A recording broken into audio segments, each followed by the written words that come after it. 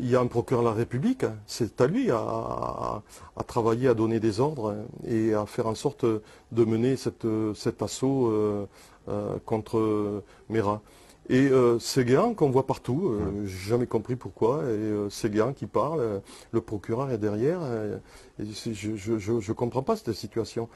Pourquoi aussi a-t-on donné le premier assaut à 3 ou 4 heures du matin, alors qu'on ne savait même pas qui avait à l'intérieur, on ne savait pas comment était cet appartement, on ne savait pas les armes qu'il possédait. Donc c'est presque envoyer des hommes au casse-pipe. Moi je suis persuadé que Haute Cloque, qui était le directeur du RAID à l'époque, ne devait pas être très content de donner l'assaut à ce moment-là. On réfléchit d'abord, on discute, hein, on essaie de savoir. On pouvait faire parler, puisqu'on a réussi à le faire parler, Mohamed Merah, plus tard. Donc pourquoi n'a-t-on pas essayé au lieu de donner ce premier assaut qui s'est soldé par des blessures du côté du RAID. Et même, il y aurait pu y avoir des morts parce que le RAID n'était pas équipé comme pour le second assaut. Donc ils étaient vulnérables. Enfin, plus vulnérables que pour le second assaut. Puis aussi, un truc qui me fait bondir, c'est qu'on a toujours dit que Merah était un loup solitaire. Mais non, c'est pas possible. Moi, j'ai été interviewé le lendemain par France Info. Et j'ai annoncé qu'il n'était pas un loup solitaire et j'ai apporté des preuves. Et il n'y a que M. Squarcini, qui était le directeur à l'époque, qui s'est entêté à dire que c'était un loup solitaire. Et là, maintenant, on se rend compte que ça n'était pas un, qu'il avait des attaches un peu partout et qu'il a été aidé pour voler le scooter, qu'il a été aidé pour trouver des armes, qu'il a été aidé pour aller en Afghanistan, au Pakistan, etc. En Israël, enfin, il s'est baladé en Israël alors que en s'appelant Mohamed Merah et en ayant un passeport où il y a des tampons de pays qui sont en guerre contre Israël, il rentre en Israël. On se pose quand même des questions. Et ces questions-là, il faut y répondre. Quand on sait qu'il a pu sortir de son appartement alors qu'il y avait un cordon de policiers, il y avait même 2 cordons policiers, il y en avait un assez proche de l'appartement de Merah, il y en avait un qui était un peu plus éloigné. Ils auraient pu largement l'interpeller à ce moment-là. Il sort aux yeux de tout le monde. Mais je me pose des questions, comment il peut sortir on dit... il y avait une porte dérobée par derrière. On dit que certains policiers se seraient assoupis. Mais non, c'est pas possible. On ne peut pas s'assoupir. Quand on sait qu'il y a eu tous ces morts, on ne peut pas s'assoupir au volant d'une voiture qui est planquée à proximité d'un homme aussi dangereux. On ne peut pas admettre cette éventualité. C'est inimaginable. Jamais on peut s'assoupir quand on travaille sur un Merah criminel à ce point. Donc ça, moi, je le refute. S'il est sorti, s'il y a quelque chose. Donc il est sorti, il est allé se balader, il est allé voir ses copains aux Isards, il est allé poster la clé USB à quelques kilomètres de Toulouse, parce que c'est pas à côté, hein, où il a amené. Il a téléphoné pour revendiquer son acte. Il a trouvé une cabine téléphonique, il est revenu, il est rentré, etc. Et il s'est même rendu compte, et il le dit plus tard quand il discute avec le RAID et celui qui mène les discussions, il dit qu'il a vu des voitures stationnées autour de lui et qu'il savait qu'il y avait des policiers. Donc là aussi, je me pose des questions. Pourquoi est-il rentré à ce moment-là, puisqu'il savait qu'il allait être interpellé ou assassiné? Et puis, la troisième question que je me pose, c'est que pourquoi avons-nous réalisé 32 heures de siège et que subitement, on décide de donner l'assaut? Je ne comprends pas. Ce siège pouvait durer, puisqu'il commençait à faiblir. Il avait reçu tout un tas de grenades assourdissantes qui avaient même fait exploser les tympans. Il était complètement inondé puisque les premières bastos des policiers du RAID avaient percé les tuyauteries, il nageait dans l'eau, il commençait à avoir froid, il n'allait pas manger. C'était un homme qui, si on avait laissé le temps, il allait être plus ou moins affaibli. Non, on donne l'assaut. On donne l'assaut, il n'y a pas eu de la cri, on n'a pas essayé de l'endormir, rien du tout. On avait entendu Christian Proutot à l'époque dire mais je comprends pas, on pouvait l'endormir et l'interpeller très facilement. Je me pose des questions, je me dis pourquoi a-t-on donné l'ordre de donner l'assaut à ce moment-là? Pourquoi n'a-t-on pas encore attendu un petit peu? Ou pourquoi non? Parce que on savait, il annonçait, je ne me rendrai pas. Donc on savait qu'il allait, s'il donnait l'assaut à ce moment-là, on savait qu'il allait riposter, et s'il y avait une riposte, c'est qu'il allait être tué. Il avait un gilet pare-balles, certes, mais on pouvait le toucher au visage, on pouvait le toucher aux jambes et même au bas du ventre, puisque ça ne descend pas en totalité, parce qu'il avait un petit gilet pare-balles, apparemment un gilet pare-balles qui appartenait à une femme. Et puis ce que je ne comprends pas dans ce petit périmètre, il faut savoir que l'appartement de Meyrat fait 6 mètres sur 6 à peu près, une trentaine de mètres carrés. Il est caché dans la salle de bain, et pour aller jusqu'au balcon, il faut qu'il passe dans le salon. Le salon est tout petit, il fait à peu près 3 mètres sur 2. 3 mètres sur 2. Où sont les gens du RAID? Il y a 15 mecs du RAID, plus Meyrat, 16 personnes dans un salon sur 3 mètres sur 2. C'est pas du tir, c'est du corps à corps. On pouvait le maîtriser. 300 bastos. Comment on peut tirer 300 bastos dans un périmètre aussi étroit? Comment lui peut tirer 69 bastos en rechargeant? On le laisse recharger? Non, mais je rêve, moi j'arrive pas à comprendre tout ça. Je me pose plein de questions. Et puis après le corps, quand on voit le corps sur, je crois que c'est Entrevue qui a montré la photo de Meyrat, moi je l'ai regardé, j'ai agrandi la photo, j'ai regardé avec une loupe. Je ne vois pas beaucoup d'impact, hein. Je ne vois pas l'impact dont on parle d'un sniper sur la tête. Moi je ne sais pas, un sniper quand il tire avec des armes qui sont létales et qui sont puissantes. Si apparemment il est touché à la tempe gauche, et sur la photo effectivement il a un peu le visage tourné, donc on ne voit que le visage côté droit. Ça veut dire que la bastos est rentrée dans la tempe gauche et n'est pas ressortie du côté droit. Donc une balle tirée par un sniper qui rentre dans la tempe gauche et qui ne ressort pas de l'autre côté, on me pose des questions là aussi. Donc il y a plein de choses qui font que il y a aussi la revendication qui est faite par le papa de Meyrat, qui dit que lui il a une discussion qui est faite avec le RAID qui n'est pas tout à fait, et qui n'est même pas du tout celle qui est officielle. Et comment n'arrive-t-on pas à récupérer comment on pourrait dire ça, cette transcription de la discussion entre le RAID que le papa de Mohamed Meyrat possède? Il y a plein de choses que je trouve bizarres. On permet Mohamed Meyrat, on cherche Mohamed Meyrat et on trouve un boxeur qui s'appelle Mohamed Meyrat et on le suit et on perd du temps. Alors que Mohamed Meyrat, on sait tous qu'il est à Toulouse. Pourquoi tout ça? Pourquoi tous ces problèmes? Pourquoi on n'arrive pas à le suivre quand il est... Pourquoi aussi on n'a plus cette fiche S sur Mohamed Meyrat? Mais il y a plein de choses qui font que... puis les témoignages qui sont contradictoires, les gens qui ont vu le tueur, on va dire, avant l'histoire de Zoratora, c'est des gens qui décrivaient un personnage qui ne lui ressemble pas du tout. Ils parlaient d'un grand avec les yeux bleus, avec un tatouage, etc. Enfin, quelqu'un qui n'a pas du tout... Alors là... C'est les témoignages qui ont été recueillis. Oui, alors il faut quand même dire que les témoignages sont toujours très fragiles. Hein. Oui. C'est vrai, ça ne correspond pas du tout à la silhouette de Meyrat, ça ne correspond pas au visage de Meyrat, puisqu'il n'a pas de tatouage sur le visage. Mais moi, je me suis rendu compte pendant 30 ans de police et plus que les témoignages sont très très très très fragiles. Donc cette dame peut-être, elle a mal vu, puis elle a peut-être fantasmé, j'en sais rien, je ne sais pas. Mais c'est totalement, c'est pas du tout le visage de Meyrat, c'est sûr.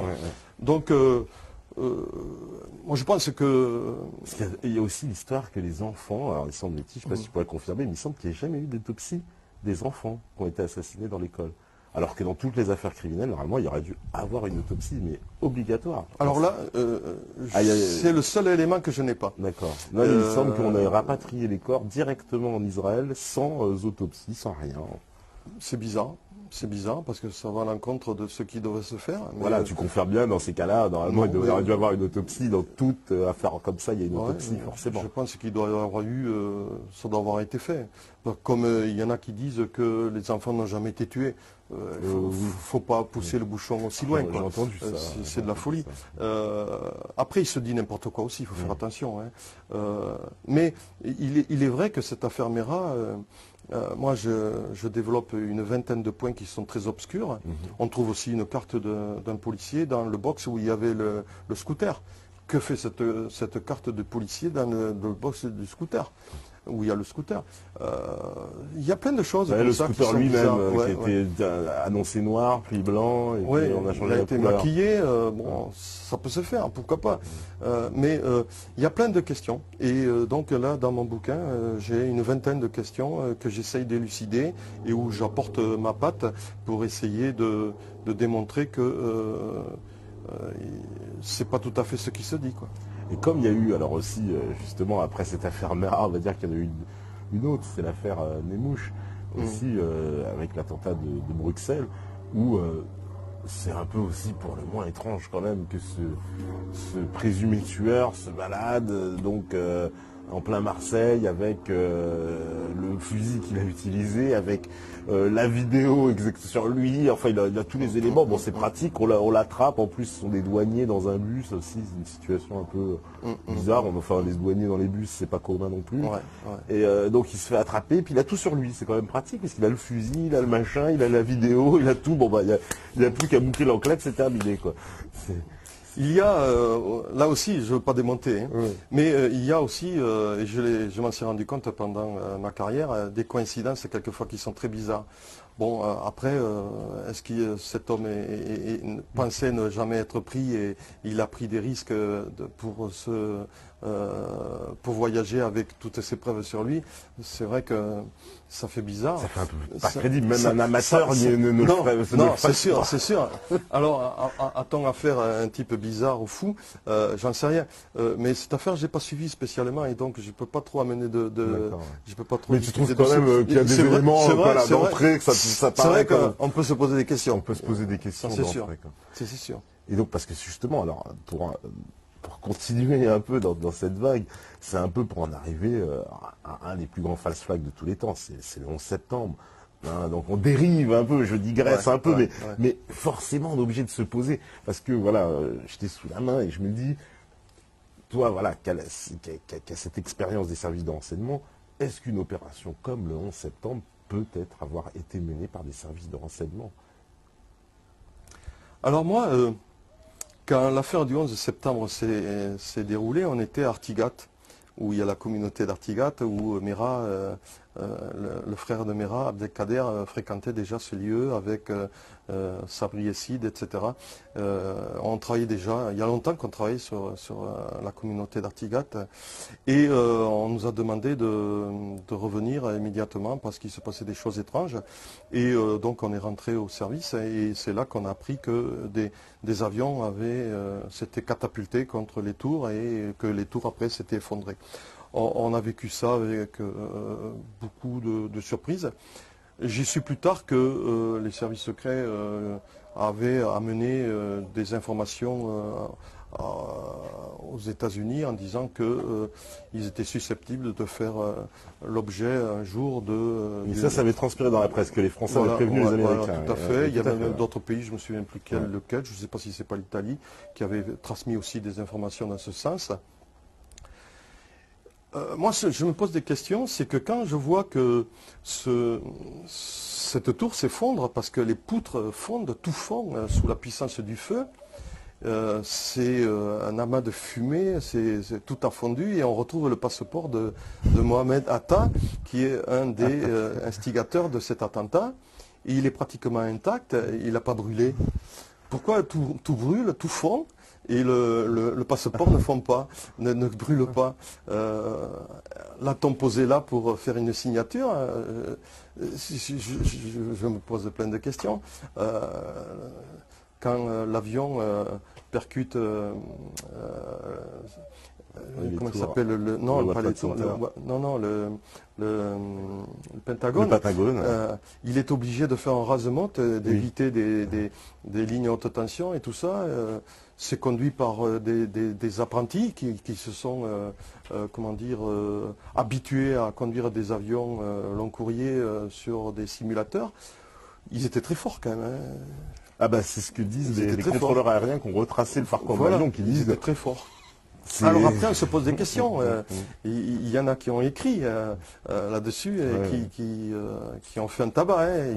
Ils ont vendu des bouquins. Ils ne font pas comme moi, où j'en vends pas beaucoup, parce que malheureusement, j'essaye au maximum de dire des vérités. Et donc, lui, il a vendu ce bouquin très bien, mais il n'a pas toujours été pris au sérieux et il a même quelquefois été ridiculisé. Mais il a essayé de faire des efforts pour comprendre. C'est déjà une très bonne démarche. Et c'est vrai qu'on peut se poser énormément de questions. Et puis nous, on a eu AZF par la suite. Alors AZF, oui, c'est... AZF qui arrive dans la foulée. Oui, tout à fait. Et donc là aussi, c'est bizarre parce que on a enquêté et puis on avait trouvé des informations intéressantes. Ces informations qui étaient super intéressantes pouvaient aider, à mon avis, à aller plus loin dans des investigations. Et puis non, notre papier n'a pas plu. Et, par contre, il a circulé dans la presse. Il est passé un peu partout, mais il n'est pas allé plus loin que la presse. Et on n'a pas pris nos informations au sérieux. Et je regrette parce qu'on avait quand même des billes et ça demandait à être poussé, à avoir des investigations supérieures, supplémentaires. On devait aller plus loin dans les recherches. Et ça, je le regrette, quoi. Parce que qu'est-ce qui s'est passé à ZF? C'est quoi? Là, ils disent que c'est un accident et puis bon... pour l'instant, je crois que c'est en cassation encore et apparemment, les résultats disent que c'est un accident. Nous, on était partis sur un acte terroriste. Ouais. Et on n'a pas eu le temps de travailler très longtemps, donc on peut pas savoir si on s'est trompé ou si on avait raison. Mais moi, j'aurais bien aimé avoir... mais si j'ai le temps, j'écrirai un livre sur cette affaire-là. Ouais, parce que j'ai pas mal de renseignements et d'informations qui me permettent de me poser des questions, quoi. Il y a des zones d'ombre. Il y a des zones d'ombre quand même dans cette affaire. Total essaye de les refaire ressortir, ces zones d'ombre. Je ne sais pas s'ils y parviendront. Mais puisqu'il y a des zones d'ombre, moi je demande, je ne comprends pas pourquoi on n'essaye pas de les éclaircir. Et au contraire, on les abandonne et on s'obstine à aller dans un sens qui arrange tout le monde, c'est l'accident. Bon, peut-être c'est un accident, peut-être nous nous sommes trompés, mais on n'a pas fait les investigations qu'il fallait faire, puisqu'on ne les a pas menées au bout, et puisque la PJ a pris les choses en main, et donc c'était un accident, c'est un accident. Moi, je ne peux pas aller plus loin que ce qu'on a fait. Et maintenant, je suis devenu un homme de la rue, je ne suis plus policier, et j'aimerais bien essayer de trouver des informations, des témoignages et de faire ma petite enquête à moi. Alors il y a une autre affaire, une dernière affaire, qui quand même, puisque justement en plus les renseignements généraux ont à l'époque fait un rapport qui a fait grand bruit, c'était en 2005 au moment des émeutes en France. Et c'était lorsque Nicolas Sarkozy était ministre de l'Intérieur. Et donc le rapport des renseignements généraux, lui, précisait qu'il n'y avait pas trop de leaders dans ces émeutes et que c'était plutôt des groupes un peu sporadiques qui agissaient sans véritable concertation. Or, il y a eu des informations contradictoires depuis de personnes qui parlent plutôt d'une opération sur la France, et en particulier le fait qu'il y ait eu des casseurs et des gens qui sont bien entraînés, qui arrivaient en fait dans une ville, allaient prendre un endroit, on va dire un gymnase par exemple, ils mettaient le feu très rapidement, mettaient le feu ailleurs, la police intervenait, ces individus faisaient en sorte que ça s'envenime, puis il y avait un effet d'entraînement qui se jouait avec la masse, etc. Est-ce que c'est un scénario possible? Est-ce que la France a pu faire l'objet d'une attaque, ou alors non, c'est plutôt ce qui avait été dit dans le rapport des DRG, comme quoi il s'agit de groupes un peu comme ça, qui se sont tous enflammés les uns avec les autres sans avoir de rapport entre eux en fait? Moi déjà, je peux dire personnellement, quand j'étais au RG, on s'est rendu compte que dans les manifestations violentes, quand je dis violentes, je veux dire très chaudes, ça finissait toujours par des casses, parce que ces manifestations étaient infiltrées par des casseurs. Et ce sont des jeunes qui n'en ont rien à voir avec les manifestations, qui s'infiltraient et qui profitaient de presque...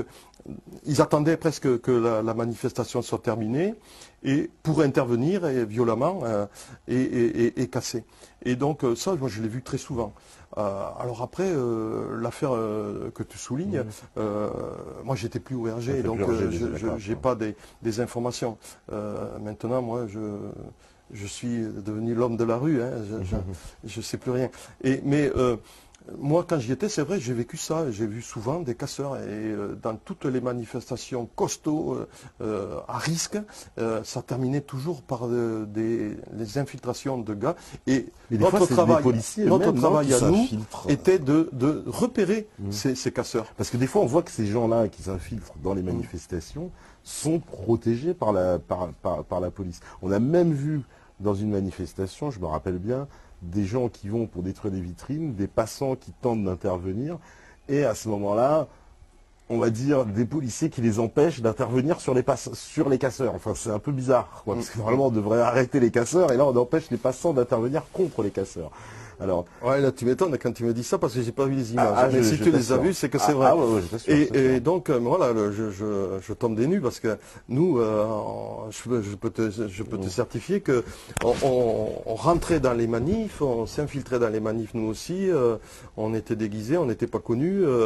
On repérait, on cherchait les casseurs parce qu'on savait qu'ils y étaient, ils allaient y être, et on les désignait aux forces de l'ordre pour essayer de les neutraliser. Et donc, ils y parvenaient plus ou moins bien, c'est sûr, parce que dans la foule, quelquefois, on ne peut pas faire toujours ce qu'on veut faire. Mais moi, à l'époque, on faisait ce travail-là. Alors, si on en arrive à ce que tu viens de dire, je tombe sur la tête, quoi. Je me pose des questions. Est-ce possible? Ça devient même presque une folie, quoi. Oui, c'est ça. Alors, attends, j'ai un petit peu de micro.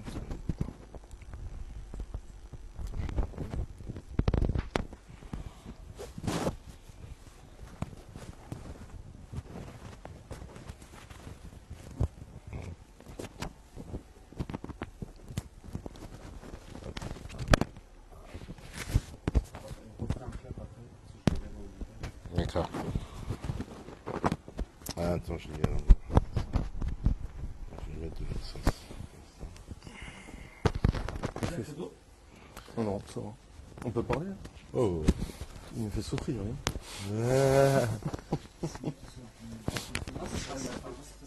Ah, d'accord. Ouais.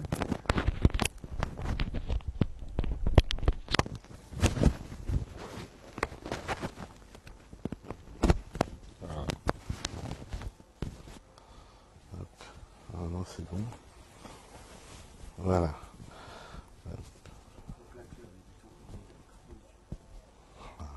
Quoi? Et voilà, normalement ça passe, tu m'entends? Ok. Voilà, donc on parlait, oui, de ces manifestations. Alors bon, ouais, c'est vrai, t'as pas eu d'infos là-dessus, mais souvent c'est quelque chose aussi. Alors ça, il y a une autre collusion aujourd'hui aussi qui est assez inquiétante. C'est ce qu'on appelle les antifas, les groupes un peu extrémistes ou la LDJ, qui fonctionnent apparemment de concert avec la police, puisqu'on a vu, alors là on a tous vu ces images dans les manifestations, au moment où, en général, où ces groupes-là arrivent pour perturber un événement, on voit la police s'écarter, puis ils viennent se réfugier derrière la police, et hop, la police refait un nouveau barrage, une fois que les contre-manifestants, on veut dire, essaient de réagir. Oui, effectivement, pendant la marche blanche, on en a discuté un petit peu, et j'ai pas vu les images, c'est embêtant, il faut que j'essaie de les retrouver. Et on en a discuté, effectivement, on m'en a parlé, c'est impensable, c'est incroyable, c'est quelque chose d'inimaginable. Moi, je tombe des nues. Oui, parce qu'il y a plusieurs policiers qui sont fait un peu piégés par certains journalistes indépendants en plus, ou au cours d'une conversation en fait enregistrée à leur insu, ils admettent donc, là c'est à couvert, et puis en plus, je veux dire, ils savent pas que c'est enregistré, qui disent en gros que c'est pas eux qui demandent ça, mais qu'ils ont des instructions en fait pour protéger ces gens-là. Alors qu'ils sont pas eux forcément d'accord, hein. Ils le disent eux-mêmes, ils disent nous on n'est pas forcément d'accord, mais on a des instructions, on nous dit ces gens-là, il faut les protéger, alors qu'on sait très bien que ce sont des perturbateurs. C'est grave.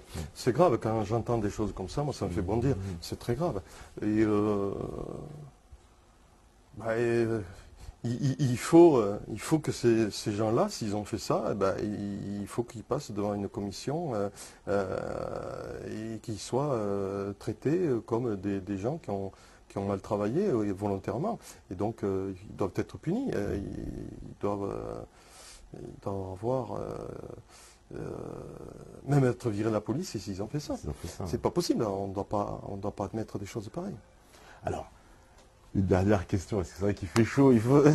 Alors, une dernière question, c'est est-ce que justement, alors nous qui sommes une télévision alternative et qui n'hésitons pas à parler de certains sujets, est-ce que c'est une réalité ou un fantasme que justement les services de renseignement ont les moyens de nous espionner, de savoir et même s'intéressent à nous? Ou alors, est-ce que c'est plus un fantasme qu'une réalité, puis qu'on s'intéresse vraiment à des affaires, on va dire, quand on a des éléments, ou alors il y a une espèce de prospection comme ça qui est faite, où on espionne un peu tout le monde? Est-ce que c'est un fantasme, ça? Alors moi, quand j'étais au RG, on avait un quota d'écoute qui était permise. C'est-à-dire, je dirais n'importe quoi, je dirais par exemple 40 personnes qui pouvaient être écoutées. Et si on en voulait 41, il fallait en supprimer une, parce qu'on avait un quota qu'on ne pouvait pas dépasser. Quand on argumentait, parce que toutes les écoutes doivent être argumentées, c'est-à-dire qu'on ne peut pas écouter n'importe qui, on doit apporter un dossier, on doit apporter des preuves, et on doit apporter aussi les preuves que la personne qui va être écoutée est un danger pour la nation et pour l'État et pour la population. Et donc, si on n'apporte pas ces preuves, le personnage ne sera pas écouté. Les branchements des écoutes sont vérifiés par une commission et les écoutes sauvages ne pouvaient pas être faites, du moins par la police, à mon époque.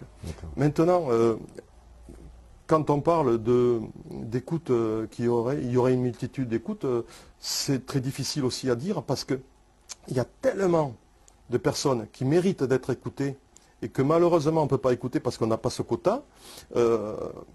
Je ne vois pas comment on pourrait écouter une multitude de personnes. Sur Toulouse, il y a 500 000 habitants, 40 personnes, je dis ce chiffre, mais je ne me souviens plus si c'était 40 ou si c'était même en dessous.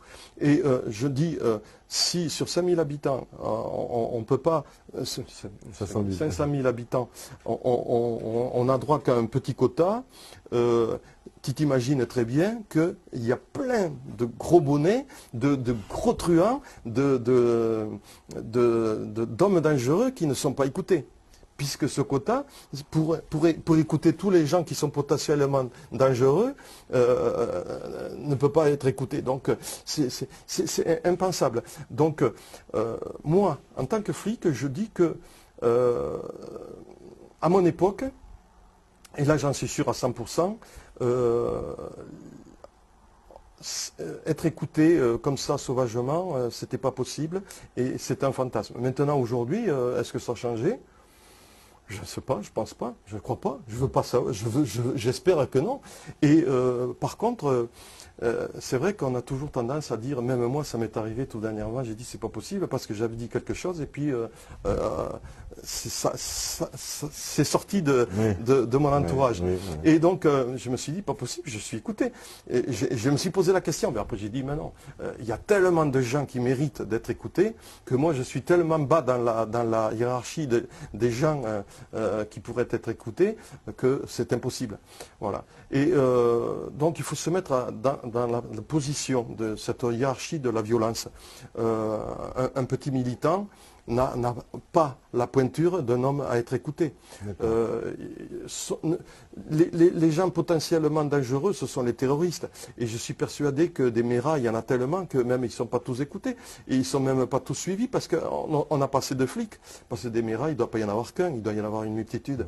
Et puisqu'ils partent tous s'entraîner là-bas, ils reviennent tous en France. Donc en France ou dans leur pays de départ.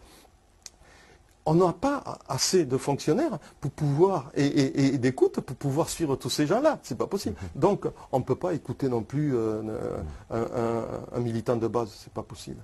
Mais une écoute, quand même, tu me confirmes, techniquement, c'est très simple. Avec les portables, on se branche informatiquement. C'est pas... Ah ben, des écoutes sont faites régulièrement.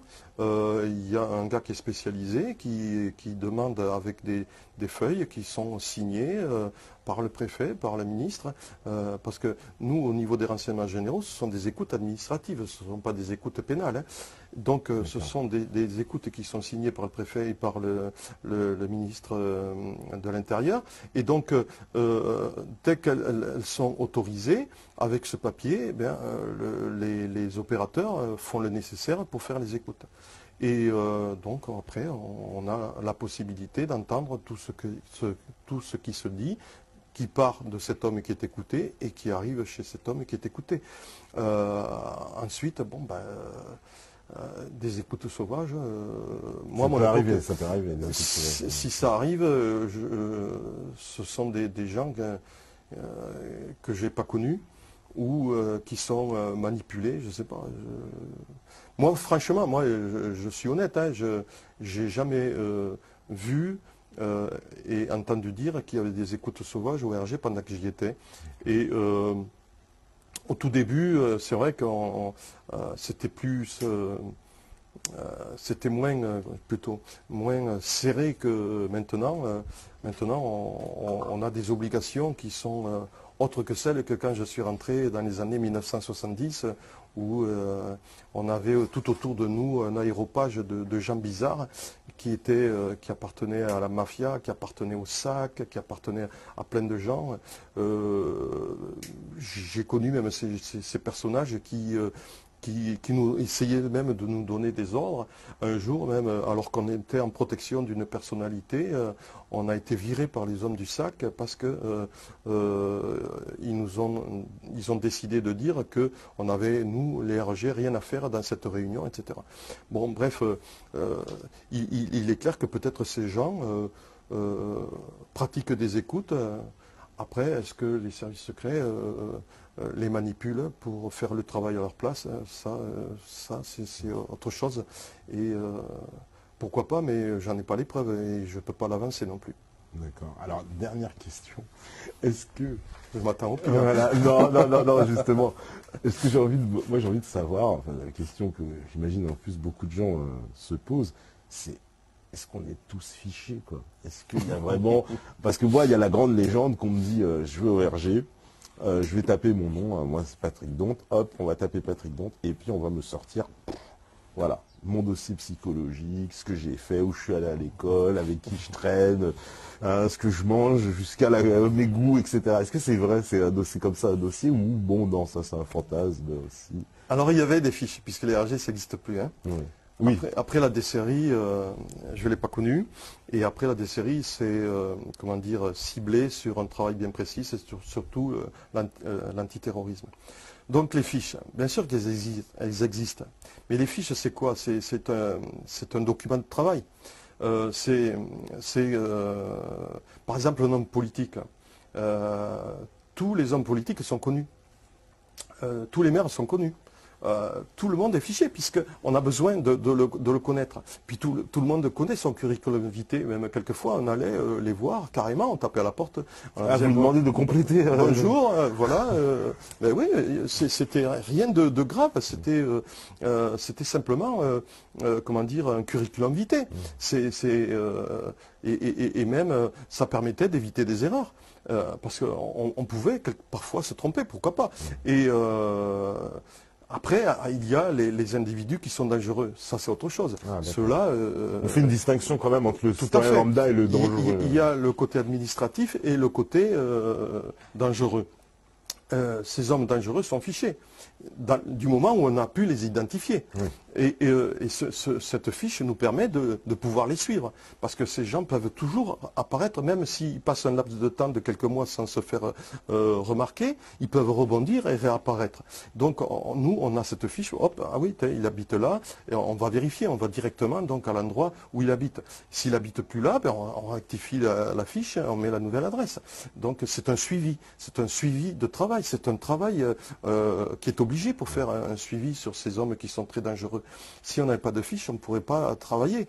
Et donc après, je pense que des gens très connus sont fichés parce qu'on a besoin de connaître leur curriculum vitae, parce que ce sont des hommes... Ces fiches, elles sont bien protégées quand même. Tout le monde y a accès. Parce que bien sûr qu'elles sont protégées, heureusement. Non, parce que vous savez que des choses très indiscrètes. Vous avez accès à votre fiche. Si vous pensez avoir une fiche, vous pouvez faire une demande auprès de la police pour pouvoir... connaître l'information. Pour pouvoir regarder votre dossier et savoir ce qui se dit sur votre dossier. La CNIL le permet. La CNIL le permet. Bien sûr. Donc, intéressant à savoir. Il faut savoir que ces fiches ne sont pas cachées. Elles sont à la disposition des gens qui veulent les consulter. Mais la plupart du temps, les gens ne le consultent pas. Moi, j'ai jamais connu, pendant que j'étais au RG, des personnes qui ont demandé à consulter leurs fiches. On n'imaginait pas, très sincèrement, je n'imaginais pas que ça pouvait se demander. Moi, je pensais que les RG allaient la conserver. Ouais. Et jamais, c'est plutôt intéressant de savoir qu'on peut donc aller demander sa fiche de RG si elle existe. Bien sûr, tout à fait. Moi, je vous invite à aller le faire, en tout cas. Aller fouder un peu les RG. Bon, en tout cas, merci beaucoup, Gilbert, pour cette entrevue, pour le Métatour. On va remontrer, oui, les livres, donc Les coups tordus des services secrets français. Donc là, qui vient de sortir en mois de mars. Voilà, c'est pour ça que je montre celui-là en premier, puisque c'est le dernier bébé, si j'ose dire. Voilà, tout à fait. Voilà. Donc, Les coups tordus des services français, une façon de savoir un petit peu plus sur les grandes affaires et les grandes affaires de ces 30 dernières années. Édition Coetken. Les éditions procurer aussi auprès de cette D'ailleurs, édition. oui, tu as un site internet peut-être. J'ai un site internet où on peut effectivement aussi se procurer mon livre. D'accord, c'est quoi le nom du site pour les métalleux? Comme je n'y connais rien, je suis incapable de le dire mais en fouillant, on peut le trouver très facilement. On peut trouver. Voilà. Toi, Gilbert Abbas, vous cherchez, vous devrez trouver. Et ça, c'est mon premier. Ton premier livre, qui va encore tuer le Christ. Voilà. Voilà. Un livre qui parle surtout du satanisme et un peu de la pédophilie. D'accord. Voilà, donc la fiche, peut-être pas trop en rapport avec le sujet, non? Je sais pas. Oui, c'est vrai que on pourrait croire que c'est les Templiers quand même. Le titre, j'ai voulu un titre qui choque. J'ai cru faire quelque chose qui allait percuter, et puis j'ai peut-être fait une erreur dans ma première page. Mais il se vend très bien quand même, et il faut continuer à l'acheter parce que vous apprendrez plein de choses en le lisant. D'accord. Merci beaucoup pour nous avoir accueillis ici à Toulouse, sur le Métatour.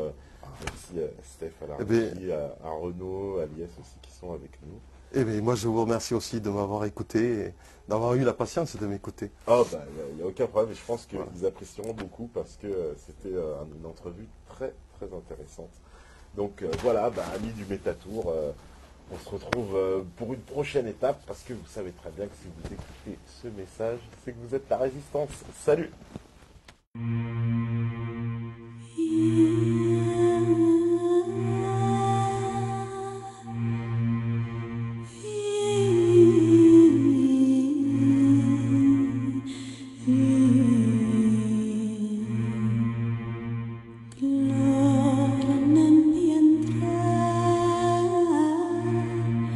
Si tranquillo